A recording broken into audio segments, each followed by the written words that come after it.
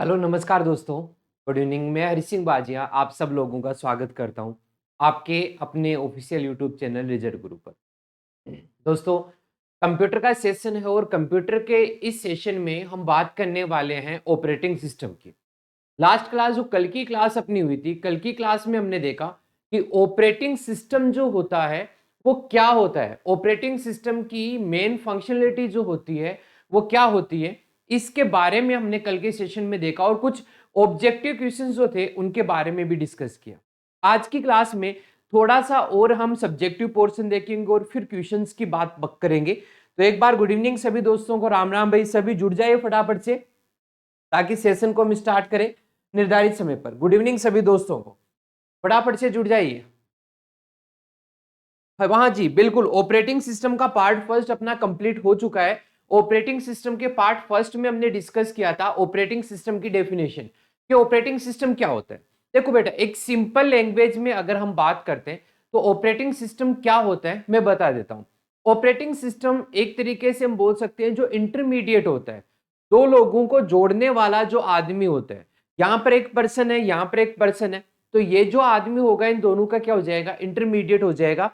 इसी आदमी के कारण से दोनों जुड़े। जैसे मान लीजिए एक कोई फ्रेंड है जो मेरा, एक कोई पर्सन है जो मेरा फ्रेंड है और वही पर्सन आपका फ्रेंड है, तो ये पर्सन हम दोनों का इंटरमीडिएट हुआ, तो इसी पर्सन के थ्रू अपनी जानकारी हुई है, तो ये वाला पर्सन जो है वो ऑपरेटिंग सिस्टम है जो अपन दोनों को जोड़ता है। तो कंप्यूटर की लैंग्वेज में अगर हम बात करें तो कंप्यूटर की लैंग्वेज में हम बात करते हैं कि ऑपरेटिंग सिस्टम क्या है।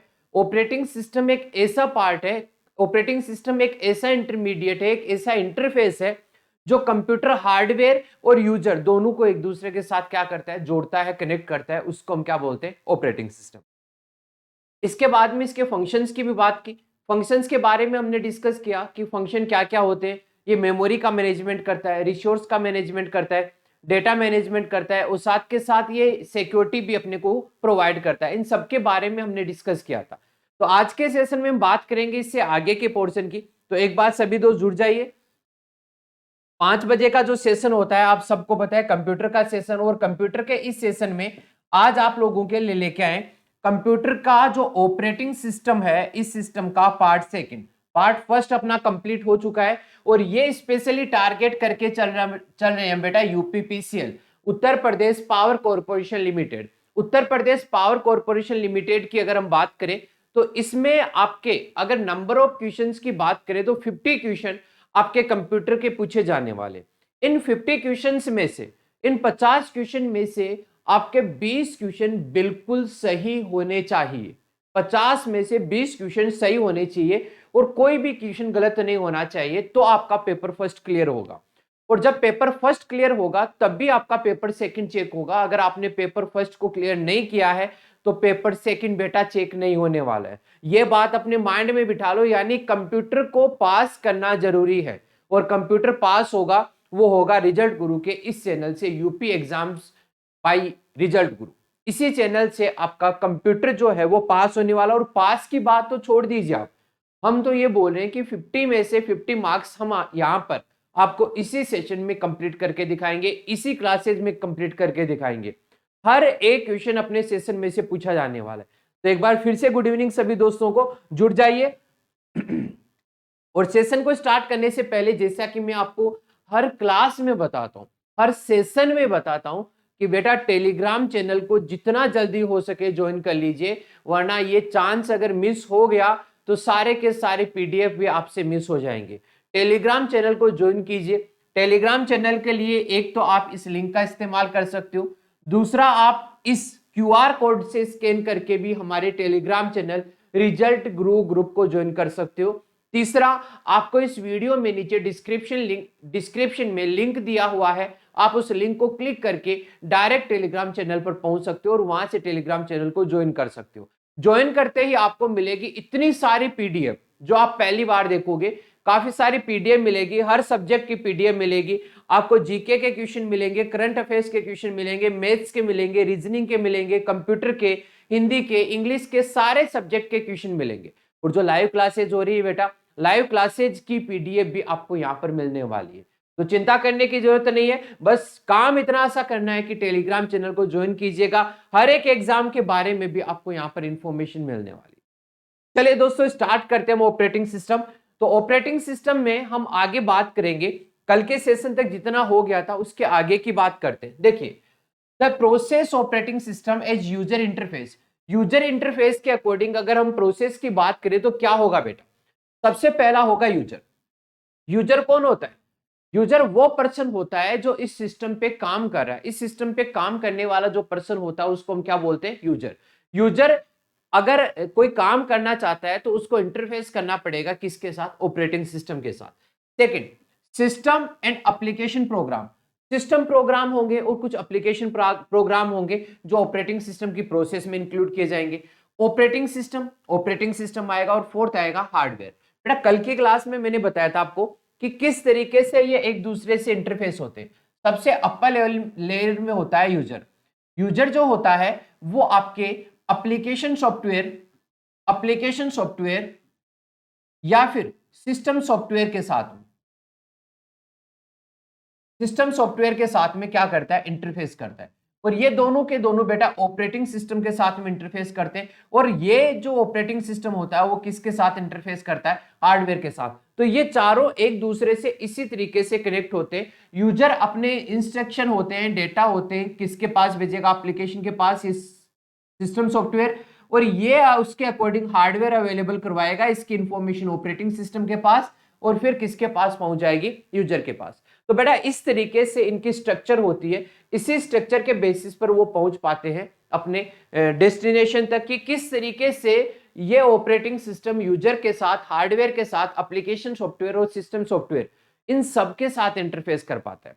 तो ये वाला पॉइंट क्लियर है? तो कमेंट सेक्शन में कमेंट करके जरूर बताइए कि ये सर बिल्कुल पॉइंट क्लियर है। बेटा कमेंट करते रहिएगा ताकि मेरे को पता चले कि हाँ जी बिल्कुल आपको समझ में आ रहा है। आगे देखिए, every general purpose computer consist the hardware, operating system, system program and application programme. बेटा कोई भी जो जनरल कंप्यूटर होता है या जो पर्सनल कंप्यूटर होता है वो ये सारे की सारी चीजें रखता है। कौन कौन सी? हार्डवेयर होता है, कीबोर्ड हो गया, माउस हो गया, स्कैनर हो गया, ठीक है, ये सारे के सारे हार्डवेयर हो गए। दूसरा, हार्डवेयर के साथ साथ ऑपरेटिंग सिस्टम। बेटा ये तो उसकी जान होती है, ये तो जान होती है, और जान से दूर कैसे रह सकता है? तो यही हो गया ऑपरेटिंग सिस्टम, जो कंप्यूटर की क्या होती है? जान होती है, इसके बिना तो चल नहीं सकता। System programs and application program. System program device driver हो गया, ठीक है, ये सारे सिस्टम प्रोग्राम्स हो गए। और एप्लीकेशन प्रोग्राम, जिस एप्लीकेशन पे यूजर काम कर रहा है वो सारे के सारे क्या हो जाएगी? Application program. तो इन सब से मिलकर के अपना एक कंप्यूटर तैयार होता है। ये सारे के सारे पार्ट जो होते हैं वो कंप्यूटर को डिजाइन करने के लिए, कंप्यूटर को कंप्लीट करने के लिए मोस्ट इंपॉर्टेंट होते हैं। अगर ये अपने पास दिए गए तो हम बहुत ही आराम से कंप्यूटर को रन करवा सकते हैं।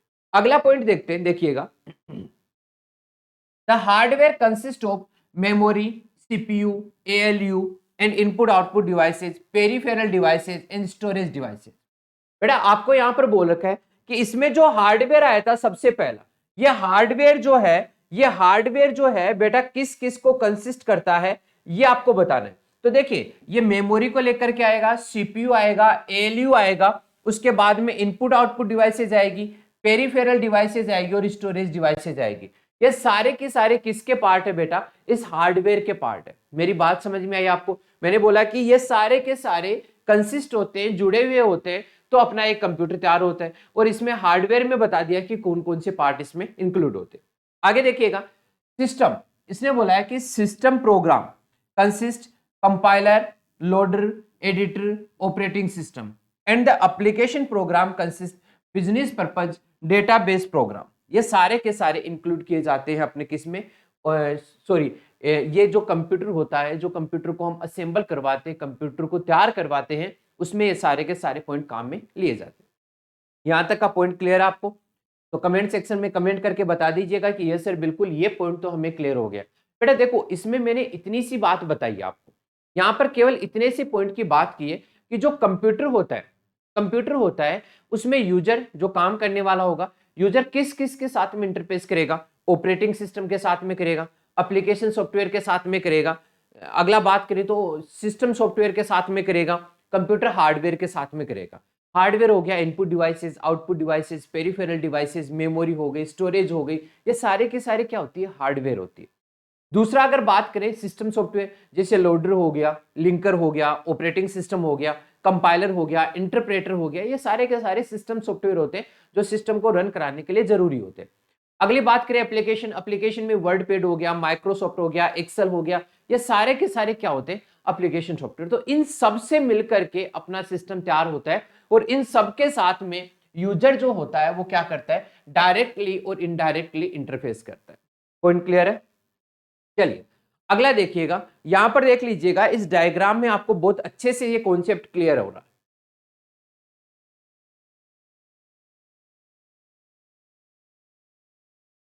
आपको यहां पर बोल रखा है, देखो, conceptual view of A computer system. एक कंप्यूटर सिस्टम का जो कॉन्सेप्चुअल व्यू होता है कि कंप्यूटर सिस्टम किस तरीके से काम करता है, कंप्यूटर सिस्टम का जो बेस होता है वो किस तरीके से होता है, तो यहां पर आप देख करके इसको समझ सकते हो।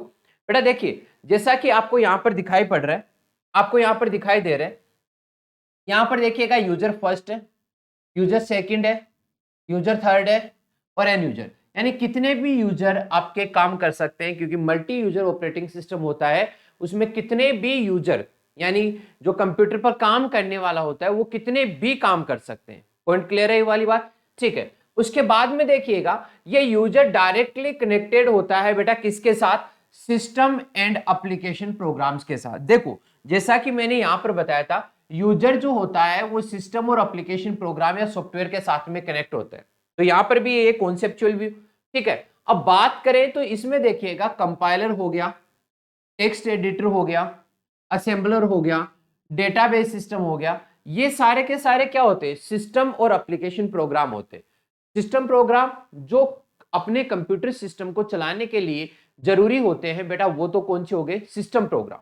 और एप्लीकेशन प्रोग्राम कौन से हो गए, वे प्रोग्राम जो यूजर को उस फंक्शन को पूरा करने के लिए, यूजर ने कोई भी काम करना स्टार्ट किया है, उस काम को पूरा करने के लिए जितना जरूरी होता है उतना संसाधन या रिसोर्सेज अवेलेबल करवाता है और उसके अकॉर्डिंग काम करता है, तो वो बेटा कौन सा होता है, एप्लीकेशन प्रोग्राम। यानी सिंपल सा बोल सकते हैं कि यूजर अगर कोई काम करना चाहता है तो किस पे काम करेगा, एप्लीकेशन प्रोग्राम पे काम करेगा। तो एप्लीकेशन प्रोग्राम कौन से हो गए, जैसे डेटाबेस सिस्टम हो गया, टेक्स्ट एडिटर हो गया, ये तो होते हैं एप्लीकेशन। अगर सिंपल लैंग्वेज में बात करूं तो वर्ड पैड हो गया बेटा, नोट पैड हो गया, और अगर बात करें तो एमएस वर्ड हो गया, एमएस एक्सेल हो गया, पावर पॉइंट हो गया, ये सारे के सारे बेटा कौन से होते हैं, ये सारे एप्लीकेशन प्रोग्राम होते हैं। ऐप जिनको आप बोलते हो, ऐप जिनको बोलते हो, वही अपने क्या होते हैं, एप्लीकेशन प्रोग्राम्स होते हैं। ठीक है, ये आपके कंप्यूटर सिस्टम के लिए जरूरी नहीं होते, एप्लीकेशन प्रोग्राम्स आपके कंप्यूटर सिस्टम के लिए जरूरी नहीं होते, लेकिन सिस्टम प्रोग्राम्स जो है वो कंप्यूटर को चलाने के लिए बेहद जरूरी होते, इसलिए सिस्टम प्रोग्राम्स का कंप्यूटर में होना कंपलसरी है। मेरी बात समझ में आ गई? पॉइंट क्लियर आपको हो गया? चलिए अगले पॉइंट पे चलते हैं। उसके बाद में देखो, सिस्टम और एप्लीकेशन प्रोग्राम में डायरेक्टली इंटरेक्ट करते हैं किसके साथ में बेटा, ऑपरेटिंग सिस्टम के साथ में। किसके साथ में, ऑपरेटिंग सिस्टम। अब ऑपरेटिंग सिस्टम देखिएगा, यूजर जो है अपना जो भी डेटा होगा, इंस्ट्रक्शन होगा, वो किसके थ्रू फेस करेगा, सिस्टम और एप्लीकेशन प्रोग्राम के थ्रू, ये इस पे काम करेगा। अब ये काम कब करेगी, जब हार्डवेयर कनेक्ट होंगे, और हार्डवेयर और इनके बीच में एक इंटरमीडिएट होता है, वो क्या होता है, ऑपरेटिंग सिस्टम। ऑपरेटिंग सिस्टम के बिना काम हो ही नहीं सकता, तो operating system is the most important part and most important system software of your computer system. ये सबसे मोस्ट इंपॉर्टेंट सिस्टम होता है, अगर ये नहीं है तो कुछ भी नहीं है, ये नहीं है तो कंप्यूटर सिस्टम का कोई एग्जिस्टेंस नहीं है। मेरी बात समझ में आ रही है आपको? तो ऑपरेटिंग सिस्टम का होना जरूरी है। इसके बाद में देखिए कंप्यूटर हार्डवेयर। कंप्यूटर हार्डवेयर की अगर हम बात करें तो जैसे कीबोर्ड हो गया, माउस हो गया, यानी इनपुट आउटपुट डिवाइसेज जो होती है वो हार्डवेयर में होगी। क्लियर? मेमोरी जो होगी वो हार्डवेयर में होगी, स्टोरेज डिवाइसेज जो होगी वो भी हार्डवेयर में होगी, पेरिफेरल डिवाइसेज जितनी भी होगी वो सारे के सारे किस में काउंट होगी बेटा, हार्डवेयर में। हार्डवेयर होता क्या है, हार्डवेयर वो होता है कि कंप्यूटर सिस्टम का ऐसा पार्ट जिसको हम फिजिकली टच कर सकते हैं, जिसको हम छू सकते हैं, वो क्या होता है, हार्डवेयर। और सॉफ्टवेयर क्या होता है कि कंप्यूटर का वो पार्ट जिसको हम फिजिकली टच नहीं कर सकते, बस उसको देख सकते हैं और उसके थ्रू अपना काम पूरा कर सकते हैं, वो क्या होता है, सॉफ्टवेयर। तो यहां पर हार्डवेयर के बारे में बात की गई थी, कंप्यूटर हार्डवेयर के बारे में। तो आप बहुत ही आराम से बता सकते हो कि जैसे इनपुट आउटपुट डिवाइसेज हो गई, पेरिफेरल डिवाइसेज हो गई, ठीक है, और इसके साथ में बोल सकते हैं कि जितनी भी अदर डिवाइसेज इसके साथ में कनेक्ट होती है, मेमोरी जो होती है वो भी क्या होती है, स्टोरेज हो गई, ये सारे की सारे क्या होते हैं, कंप्यूटर हार्डवेयर। तो बेटा ये जो है वो कॉन्सेप्चुअल व्यू है एक कंप्यूटर सिस्टम का, कि एक कंप्यूटर सिस्टम जब एक यूजर उस कंप्यूटर सिस्टम पे काम कर रहा है तो एक्चुअल में क्या कॉन्सेप्ट होता है कि जो डिवाइसेज होती है वो एक दूसरे से कनेक्ट होकर के अपने फंक्शन को परफॉर्म करती है। पॉइंट क्लियर है यहां तक? चलिए अगला पॉइंट देखिएगा, कुछ बहुत ही बेसिक से पॉइंट्स है वो मैं आपको बता रहा हूं, यहां पे डिस्कस कर रहा हूं, आप सबको दिखाई पड़ रहा है।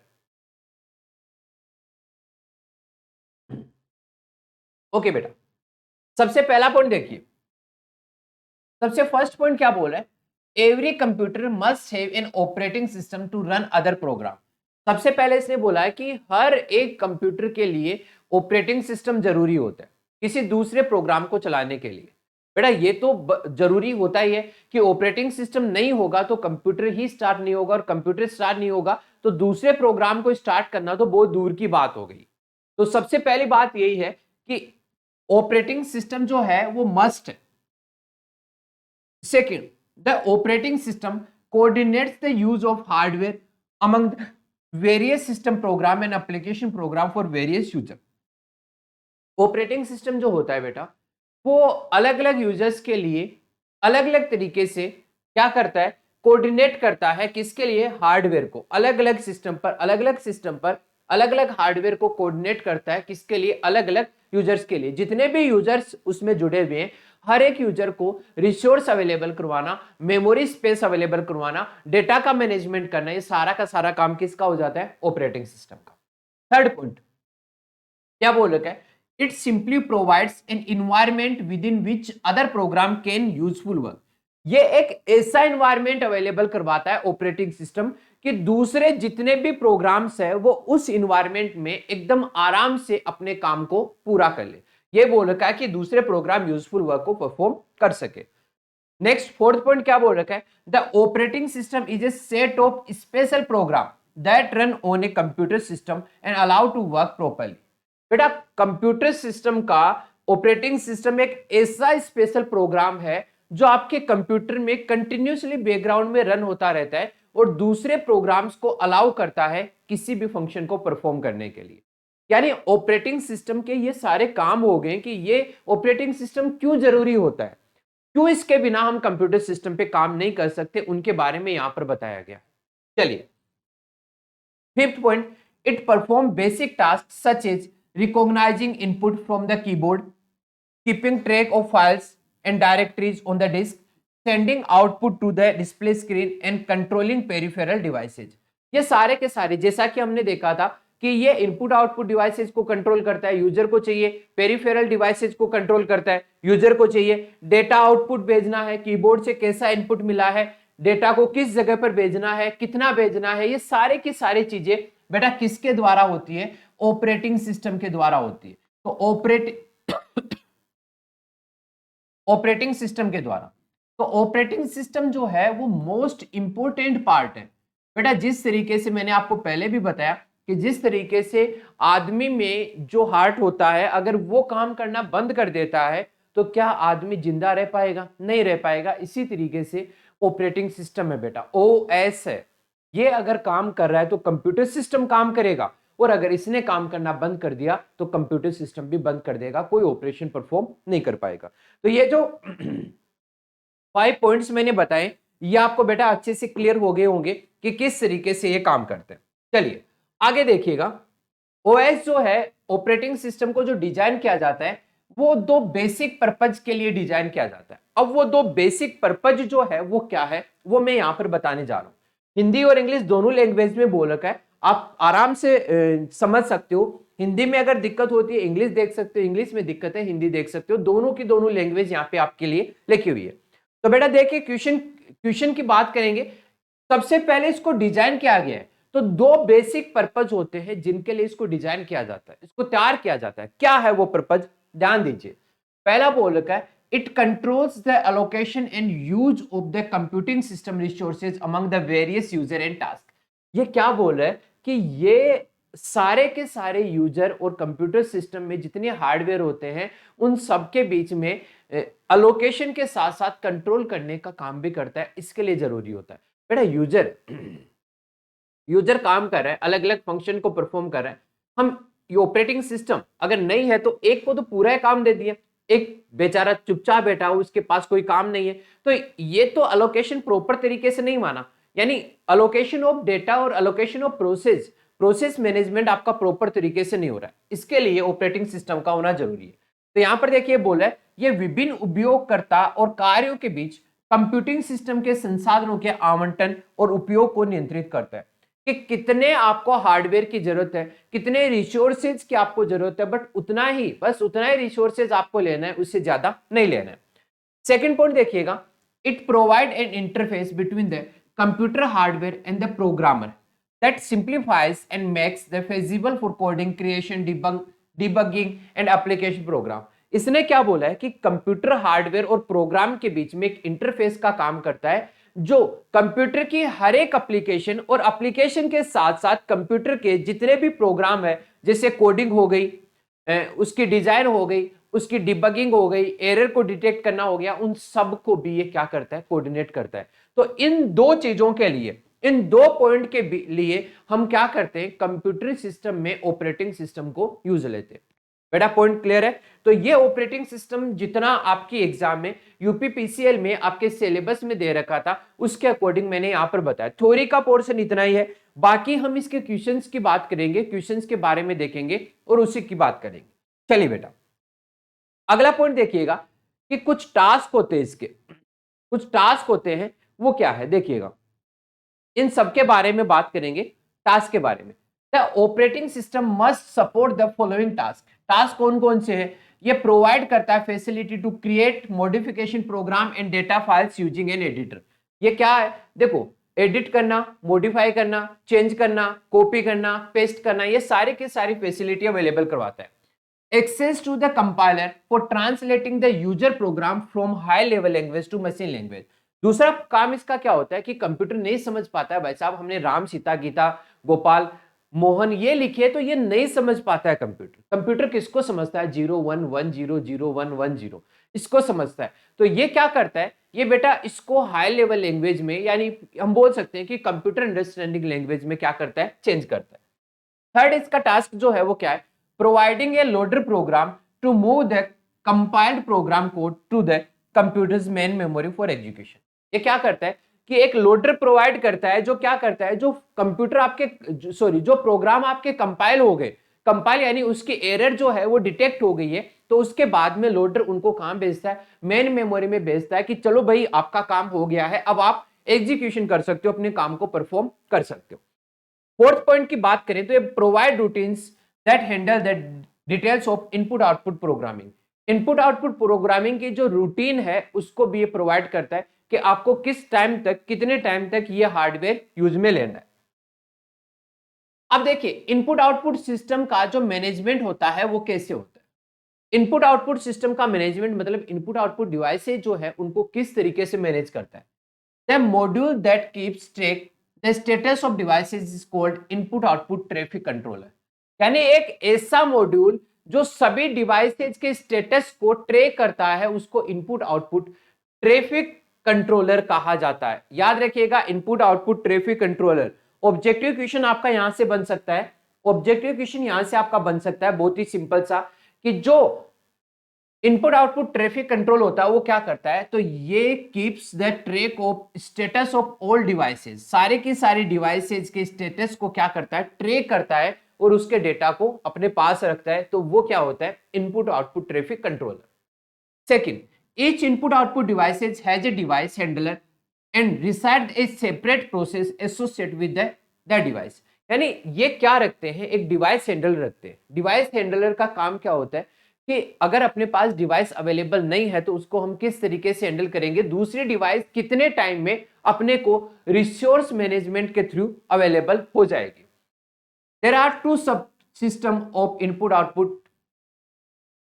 First one is a memory management component that include buffering, caching and spooling. And second, a general device driver interface. General device driver interface. तो ये दो होते हैं इनपुट आउटपुट सब सिस्टम। चलिए बेटा, ये अपने थ्योरी का जो क्वेश्चन था, थ्योरी के क्वेश्चन जितने भी बनने वाले थे, जितनी आपकी ऑपरेटिंग सिस्टम की थ्योरी बनने वाली थी, वो आपकी कंप्लीट हो गई है। अब फटाफट से इन क्वेश्चंस का आंसर देना स्टार्ट कर दीजिए, जल्दी से जल्दी आंसर दीजिए।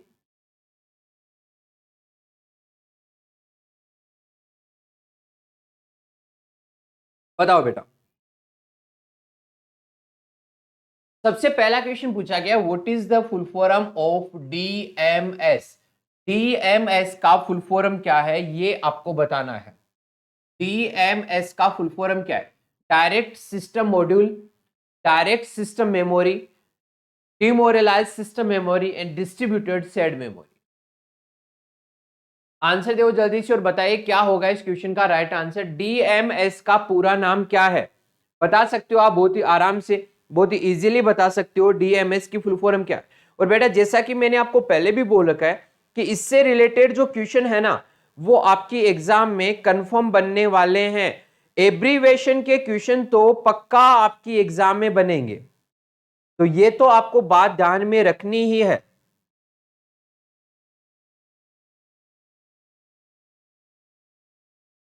चलिए आंसर दीजिए इस क्वेश्चन का।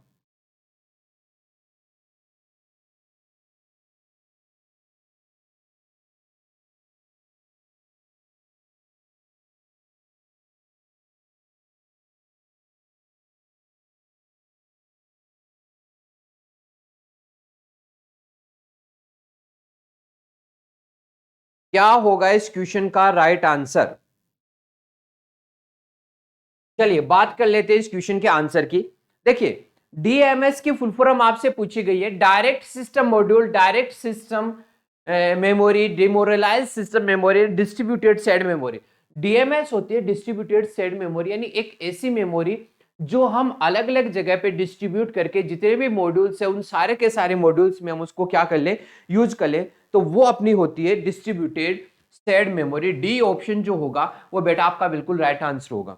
आप लोग भी आंसर देते रहो, कमेंट सेक्शन में कमेंट करते रहो क्या आपका आंसर आ रहा है। लास्ट में आपको चेक करना है, लास्ट में आपको चेक करना है कि कितने क्वेश्चन आपके राइट हुए। और बेटा यहां पर एक और बात ध्यान रखो कि यूपीपीसीएल आपकी एग्जाम है, तो इसमें कंप्यूटर का पेपर पास तभी होगा जब आप यहां पर क्वेश्चंस का आंसर दोगे। आप खुद को चेक करोगे कि मैं कितने क्वेश्चन का आंसर यहां दे रहा हूं, कितने आंसर मेरे राइट है, कितने आंसर मेरे रॉन्ग है, क्योंकि कंप्यूटर के पेपर में भी बेटा 1/4 नेगेटिव मार्किंग होने वाली है। यानी अब 20 क्वेश्चन आप करके आए हो, केवल 20 क्वेश्चन किए हो और सारे के सारे सही है, तभी पेपर पास होगा। आपने 25 क्वेश्चन किए, उनमें से 10 क्वेश्चन गलत कर दिए, तो बेटा फिर पार नहीं पड़ने वाली है, क्योंकि वहां से तो और नंबर आपके गलत हो रहे हैं और नंबर पीछे जा रहे हो। तो बेटा इसका भी आपको ध्यान रखना है। डीएमएस का फुल फॉर्म, एब्रीवेशन से रिलेटेड क्वेश्चन आपके एग्जाम में बनने वाले हैं। और एक नहीं, मैं आपको बोल रहा हूं 3 to 4 क्वेश्चन, 3 से 4 क्वेश्चन कंप्यूटर एब्रीवेशन के आपके बनने वाले। चलिए अगला question, what is the full name of IDL. IDL का पूरा नाम क्या है ये आपको बताना है। IDL, interface definition language, interface direct language, interface data library and none of these. आपको आंसर देना है आईडीएल की फुल फॉर्म क्या होगी। तो जल्दी से फटाफट से आंसर दो, आईडीएल की फुल फॉर्म क्या होगी बेटा।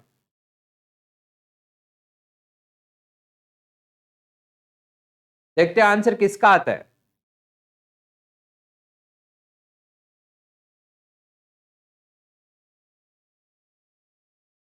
आईडीएल, आईडीएल की फुल फॉर्म आपको बतानी है।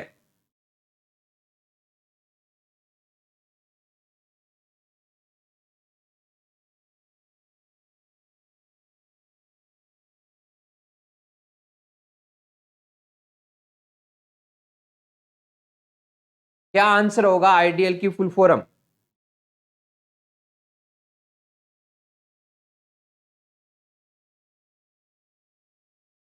नहीं आ रहा है? ऐसे कैसे पार पड़ेगी भाई?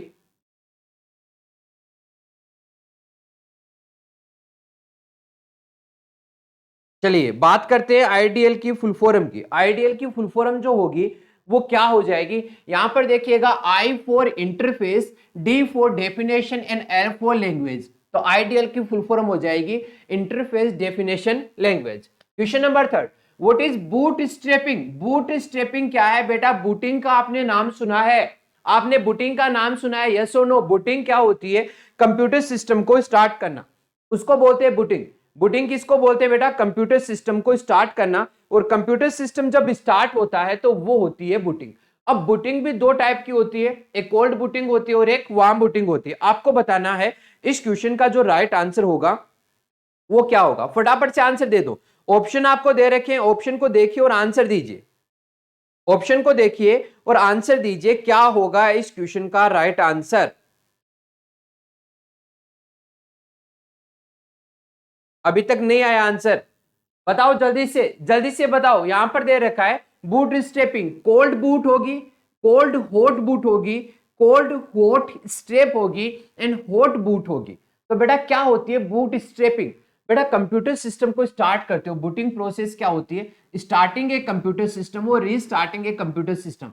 और बूटिंग जो होती है वो दो टाइप की होती है, एक ठंडी होती है, गर्म होती है, यानी cold booting and warm booting. Cold booting होती है जब कंप्यूटर को हम पहली बार स्टार्ट करते हैं, वो होती है कोल्ड बूटिंग। और कंप्यूटर को रीस्टार्ट करते हैं, कंप्यूटर चल रहा है और रीस्टार्ट का बटन दबा दिया, वो होती है वार्म बूटिंग। तो यहां पर इस क्वेश्चन का जो आंसर होगा वो हो जाएगा बेटा ए ऑप्शन, यानी बूट स्ट्रैपिंग जो होती है वो हमेशा किसकी होती है? कोल्ड बूटिंग की होती है। तो यहां पर ये वाला आंसर जो होगा वो बिल्कुल राइट आंसर होगा, कोई दिक्कत यहां पे नहीं आने वाली है। ओके बेटा, पॉइंट क्लियर हो गया ये? यस और नो?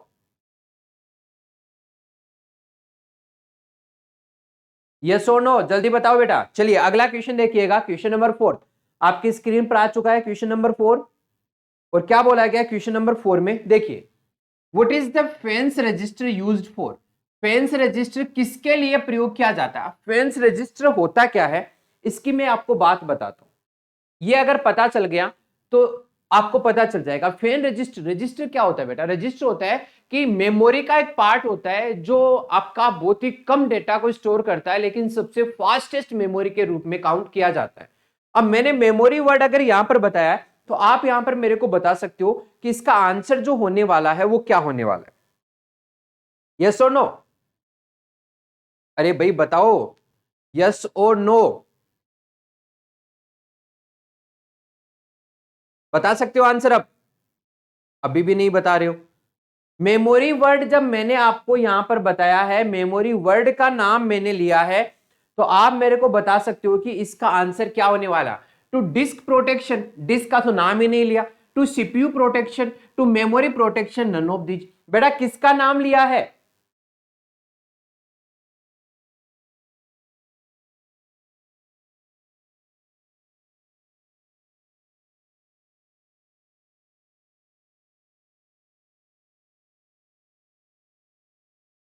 बताओ जल्दी से, बता सकते हो? देखो, रजिस्टर जो होते हैं, रजिस्टर जो होते हैं बेटा वो किसके लिए आते हैं? मेमोरी के लिए। मेमोरी के लिए आते हैं, और मेमोरी के लिए आते हैं तो अब फेंस रजिस्टर जो होगा वो प्रोटेक्शन का काम करेगा, सुरक्षा का काम करेगा। और सुरक्षा का काम जो करेगा बेटा वो किसका करेगा? मेमोरी की सुरक्षा का, मेमोरी की प्रोटेक्शन का। तो यहां पर आंसर जो होगा वो हो जाएगा C option, to memory protection. Memory का प्रोटेक्शन करने के लिए हम फेंस रजिस्टर को काम में लेते हैं। अब इस क्वेश्चन की लैंग्वेज देख करके आप बहुत ही आराम से इसका आंसर दे सकते थे, कोई दिक्कत ही नहीं होती आपको। Question number 5, if the page size increases the internal fragmentation is also। अगर पेज का आकार बढ़ेगा तो जो इंटरनल फ्रेगमेंटेशन होगा, विखंडन होगा, वो भी क्या होगा? अब बेटा यहां पर तो सीधा सा है, ये इनवर्सली प्रोपोर्शनल होंगे या नहीं होंगे? यस और नो?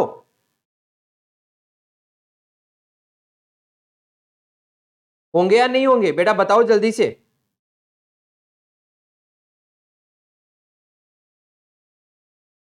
यस और नो? यस सर बिल्कुल होंगे। क्या बात है, बिल्कुल सही दिया यहां पर। तो फिफ्थ क्वेश्चन का आंसर यहां पर क्या होने वाला है?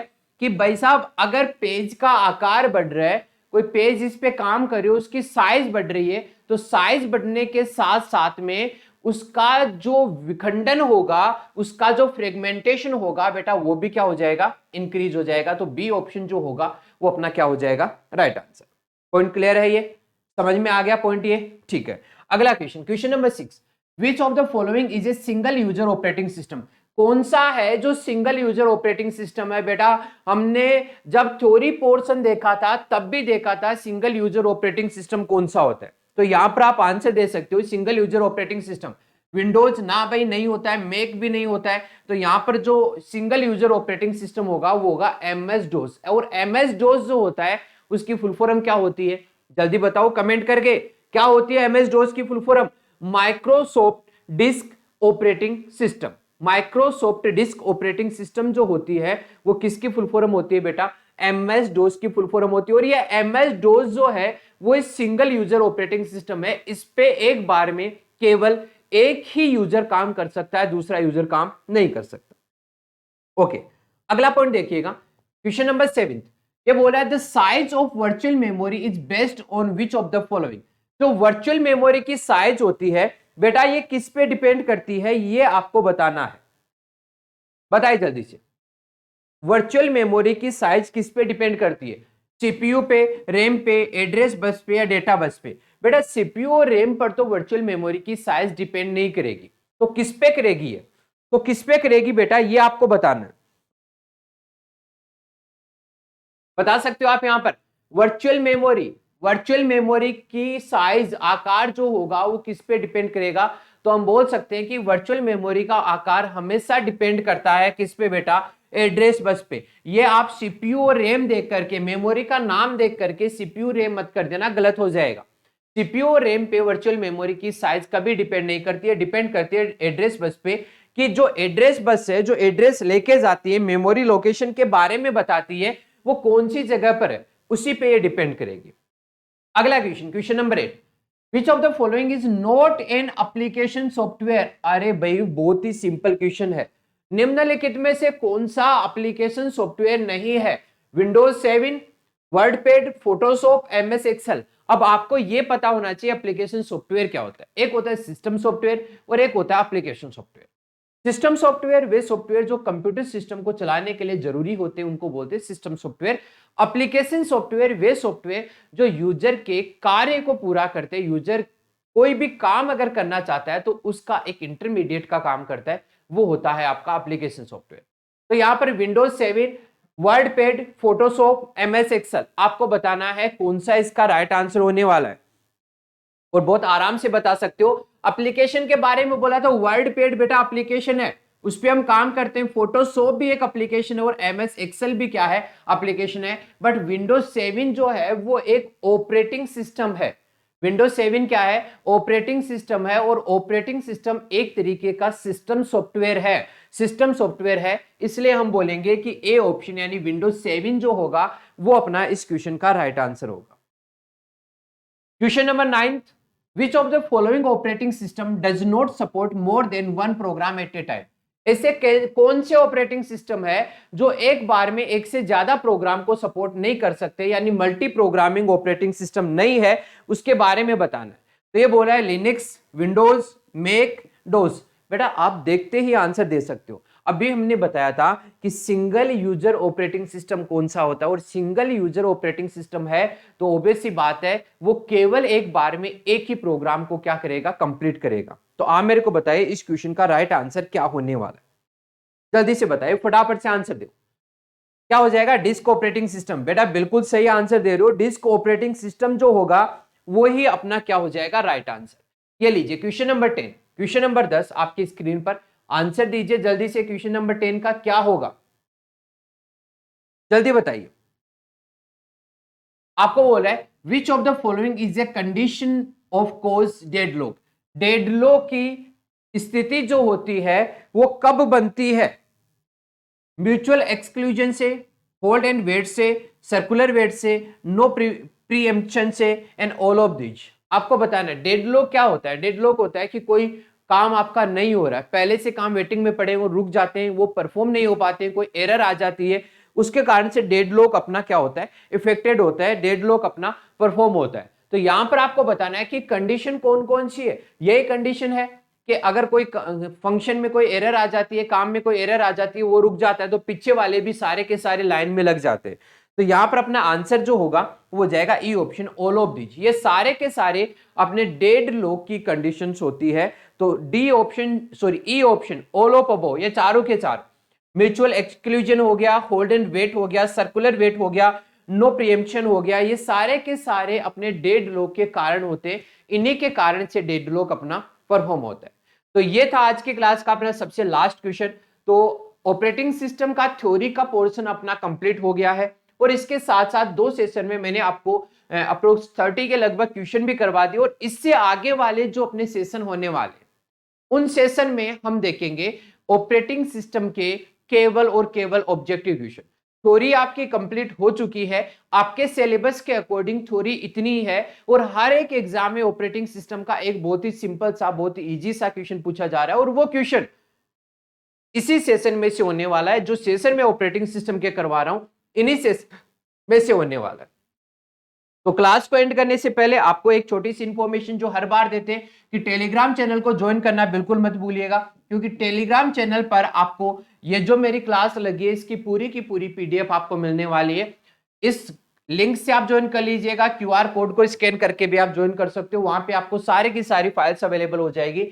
और आज के सेशन के लिए आप सबको बहुत बहुत धन्यवाद। बट उससे पहले आपने अगर चैनल को सब्सक्राइब नहीं किया तो सब्सक्राइब कीजिए, वीडियो अगर पसंद आया है तो लाइक कीजिए, शेयर कीजिए, और कमेंट करना बिल्कुल मत भूलिएगा। कैसा रहा आज का सेशन, कितने क्वेश्चन आपके राइट हुए, कितने क्वेश्चन आपके रॉन्ग हुए। और आज के सेशन को ज्वाइन करने के लिए, रिजल्ट गुरु के इस यूट्यूब चैनल पर जुड़ने के लिए आप सबका बहुत बहुत धन्यवाद। कल मिलेंगे हम इसी सेशन में, इसी क्लास में, कुछ और इंपॉर्टेंट क्वेश्चन के साथ में। तब तक के लिए टेक केयर, बाय बाय, जय हिंद, जय भारत।